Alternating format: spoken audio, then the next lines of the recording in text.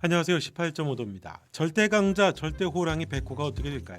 흑거미에게 쪽집게 과일을 받게 될 병태인데요. 이와 불량에서 병태가 아무리 싸움 실력이 늘어난다고 해도 실전은 다르겠죠. 게다가 실전 싸움이라는 건 많은 경험도 중요한데 병태는 그런 경험도 많지 않습니다. 부여농고 중 한 명을 한 방에 보내는 걸 봐서는 재능은 있는 것 같지만 그건 어디까지나 일진놀이하던 아이들 중에 하나니까 그걸 경태와의 싸움과 비교할 수는 없을 것 같고요. 분명 방향은 싸움의 기술처럼 아이들의 대결이기는 할 텐데 그대로 따라가지는 않겠죠. 최종적으로 해결되는 방식은 그저 주먹 대 주먹으로 정의되지만은 않을 것 같습니다. 이게 명랑 드라마이면서도 후반부 시작인 5화 6화를 무겁게 가져간 데는 분명 메시지가 담겨 있을 듯합니다. 이 드라마에는 재미있는 게 있습니다. 아버지가 부재합니다. 있어도 제 역할을 하는 아버지도 아니죠. 어쩌면 싸움의 성패나 결과도 아버지의 부재라고 하는 대목에서 생각해 볼 수도 있지 않을까 싶습니다. 그래서 경태의 약점 중에 하나, 엄마가 또 이 부분에 이 지점과 연결이 되는 게 아닌가, 그래서 이 영상을 만들었습니다.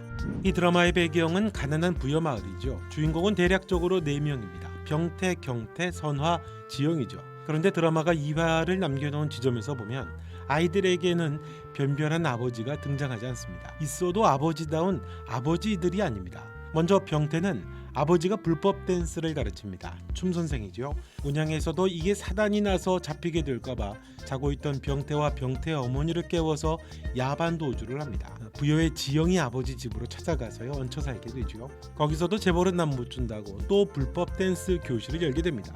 아버지지만 가정 살림에 전혀 도움이 되지를 못하는 인물입니다. 그래서 병태 엄마가 요구르트 배달로 힘겹게 생활을 하죠. 병태 엄마가 열심히 사는 이유는 하나입니다. 하나밖에 없는 착한 아들 병태가 사람답게 사는 거죠. 병태가 학교를 그만두지 못하는 이유도 그런 엄마 때문입니다. 그렇게 착한 병태가 경태한테 많이 맞았던 날, 엄마가 병태에게 용서를 빌죠. 착하디 착한 아들인데 부모 잘못 만나서 그렇다고 너무 미안하다고 눈물을 흘립니다. 그런데 아버지는 그 자리에 있지도 않습니다. 고작 했던 게 병원에서 소리 몇 번 지르다가 침대 밑에 500원짜리 지폐를 주머니에 몰래 넣고 나오는 일이었죠. 괴로운 병태에 있었던 것은 엄마뿐이었습니다. 아버지가 보이지 않죠. 지영이는 아버지가 병태와 비슷하죠. 역시 춤선생 반주자입니다. 병태 아버지와 동업자죠. 지영이 아버지도 바람 꽤나 피면서 지영이 엄마 속을 긁었던 것 같습니다. 들켰던 것 외에도 더 사고 친 일이 있는 건지 지영이 엄마가 노려보는 장면도 많았고요. 그때마다 지영이 아버지는 병태 아버지와 옥신각신하죠.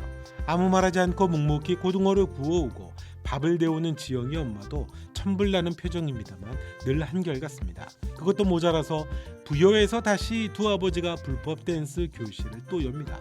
지영이가 아빠와 싸울 때는 지영이가 지긋지긋하다고 소리소리 지르며 나가기도 했습니다. 자, 병태나 지영이네는 아버지가 있습니다. 아버지가 있기는 한데 아버지로서 역할을 하는 게 아닙니다. 가정 살림을 꾸려가는 것도 엄마들의 몫이고 아이들이 학교에서 사고 뭉치로 어떻게 지내는지도 아버지들은 모릅니다. 오로지 어머니들 몫입니다. 그러니 지영이가 흑검이라고 하는 건 부모들만 모르죠. 지영이 아버지도 그저 소리 지르거나 무신경한 게 납니다. 사춘기 아이들의 우왕좌왕도 살기 바쁘고 벅찬 엄마들의 몫이고 엄마들이 다뤄야만 하는 일들입니다. 선화는 아직 알 수 없죠. 일단 어머니가 무당입니다. 아버지가 박수무당일 수도 있겠지만 아무튼 무당이라고 볼 때 선화에게 아버지의 자리가 등장할 개연성이 별로 없어 보입니다. 거의 드라마가 끝나가는 마당에서요. 없다고 생각을 할 때 보면 선화는 엄마가 무당인 게 싫죠. 자기 집을 커다란 주택인 것처럼 속이고 다닙니다. 엄마나 자기 집안을 얼마나 숨기고 싶어 하는지 알 수 있죠. 무당 일을 하면서 딸을 키워야 하는 엄마입니다. 역시 병태 엄마처럼 생활전선에 뛰어든 것도 선화 엄마라는 거죠. 아빠가 부재할 확률이 큽니다. 그렇다면 엄마가 딸 선화도 책임져야 되는 거죠. 경태 엄마는 빵 장사를 합니다. 아버지가 역시 안 보이죠. 아버지가 나온 적이 없습니다. 필요 없을 수도 있겠죠. 경태 엄마는 부여의 다른 부모들과 비교할 때 깨끗하고 우아합니다. 단정하죠. 게다가 사투리도 쓰지를 않습니다. 부여 토박이가 아니라는 거죠. 아산으로 왔을 때 어디선가 흘러왔을 수도 있고 그러다가 다시 부여로 온 거겠죠. 경태 엄마 역시 가정 경제를 책임지고 있는 듯 보입니다. 자영업이니까 부부가 같이 할 만한데 빵집 장면에서 아버지가 등장한 적이 없습니다. 엄마를 도왔던 건 경태뿐이었습니다. 병태가 입원해서 경태 엄마가 무릎 꿇고 사죄하던 때도 아빠가 없죠. 경태 엄마 혼자 왔습니다. 4명의 주인공인 아이들을 보면 아버지가 없거나 아버지가 있어도 전혀 제 역할을 못하는 상태입니다.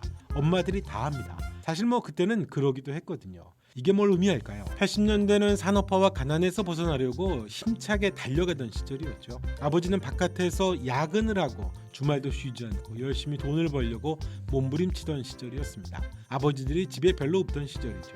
애들 교육이나 가정은 당연히 엄마들의 몫이라고 생각을 했습니다. 아버지들은 그냥 열심히 돈을 벌어오면 되던 시절이죠. 그래서 아버지랑 자녀들이 그렇게 살갑던 시절이 아닙니다. 물론 모든 아버지가 성실하게 돈을 벌어오는 것만은 아니긴 하지만요. 아무튼 아버지가 가정에서 부재하던 게 익숙하고 또 당연하던 그런 시절이었죠. 그런데 그 아버지가 제 역할을 못하면 그 자리까지 올곧이 채워야 되는 건 당연스럽게도 엄마들의 몫이었습니다. 그게 드라마 이야기와 무슨 상관이 있을까요? 아버지라는 존재는 가장 기초적인 사회화를 배우는 대상이라고 하죠. 외부 세계에 적응해 나가는 표준이고요.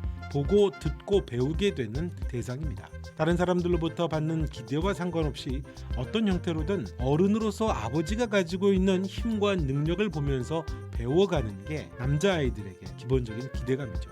아버지의 부재, 무력한 아버지는 그래서 남자아이들에게는 교조적이거나 도덕적으로 경직되거나 권위적이거나 강박적 사고나 행동을 하기 쉽게 만들 수 있다고 합니다. 또는 엄마에게 지나치게 의존하는 상태를 벗어나지 못하게도 되고요. 그게 경태와 병태의 모습인 것 같습니다. 남자아이들에게 어른 흉내를 내게 만들기도 하니까요. 하지만 롤 모델이 없으니 좌충우돌할 수밖에 없겠죠. 아주 섣부르게 어른 흉내 내는 정도죠. 이 드라마를 80년대 어른들을 위한 동화라고 하는 것도 그래서가 아닌가 합니다. 그때 아버지 역할은 지금과 달랐거든요. 그렇게 좌충우돌하면서 어른 흉내내며 자라야 했던 시절에 대한 향수, 동화 같은 거죠. 딸들에게 아버지의 부재는 이른 사춘기 경험을 초래한다고 하죠.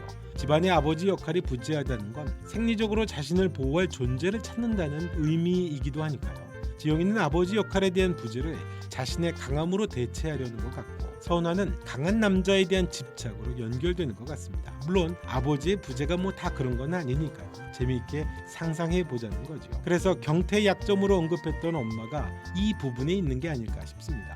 엄마는 경태가 지켜야 되는 대상이거든요. 어른 흉내를 내는 경태에게는요. 기억상실일 때 경태가 엄마에게 잘했다는 점, 그리고 기억이 돌아와서도 엄마 빵집에 갓 구운 빵 이야기를 했던 걸 보면 엄마를 돕고 있는 걸로 보이고요. 병원에서도 엄마가 무릎을 꿇을 때 두 모자가 서로를 아프게 하지 않았고 경태는 병태 아버지에게 복수를 했죠. 경태는 엄마에게 약한 것처럼 보입니다. 아버지가 부재한 자리를 자신이 해야 한다는 삐뚤어진 어른 흉내가 아닐지 모르겠습니다. 아무튼 1대1의 싸움으로 경태를 이길 수는 없겠죠. 하지만 흑거미에게 당했다는 백호의 소문이 아마도 일진들에게 혹시나 하는 자신감을 불어넣을 것 같고요. 거기에 경태를 대항하는 병태의 용기, 또 학교 아이들의 단합으로 경태가 혼자 고립이 될 것 같습니다.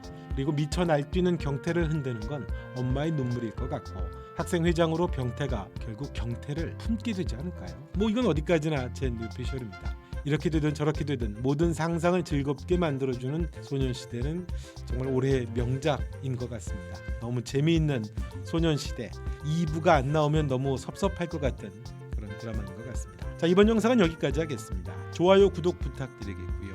여러분이 생각하는 경태의 앞날은, 또 경태의 약점은 뭘지 의견도 남겨주시면 고맙겠습니다. 너무 거친 표현이나 비하하는 표현 등은 필터링을 하겠으니까요. 양해를 부탁드리겠습니다. 지금까지 18.5도였습니다. 또 뵙겠습니다.